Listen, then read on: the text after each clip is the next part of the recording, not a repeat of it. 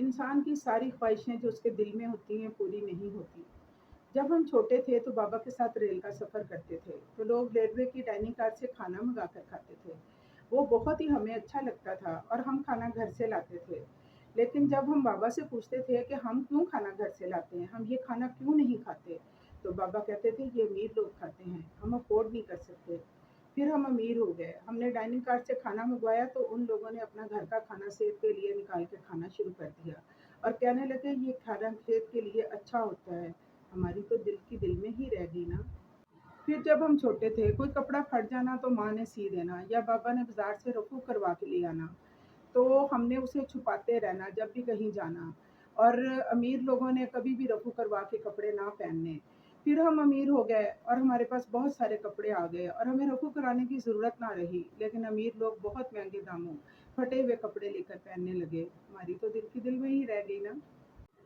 پھر ہم سوتی کپڑے پہنتے تھے، ماں سستے لا کر سوتی کپڑے بنا دیتی تھی، تو امیر لوگ ریشمی کپڑے پہنتے تھے، کیرالین کے کپڑے، بنارسی کپڑے۔ تو ہم نے کہنا اماں ہم یہ کپڑے کیوں نہیں پہنتے، تو ماں نے کہنا یہ مہنگے ہوتے ہیں۔ پھر ہم امیر ہو گئے، ہمارے پاس ریشمی کپڑے آ گئے، بنارسی کپڑے آ گئے، تو برانڈڈ سوتی کپڑے آ گئے اور بہت مہنگے آ گئے، تو انہوں نے وہ پہننے شروع کر دیے کہ یہ صحت کے لیے اچھے ہوتے ہیں۔ ہماری تو دل کی دل میں ہی رہ گئی نا۔ جب ہم چھوٹے تھے تو بابا کے ساتھ یا کسی کے بھی ساتھ سائیکل پر اسکول جاتے تھے، اور جو ہمارے ساتھی امیر ہوتے تھے وہ بائک پر اسکول آتے تھے۔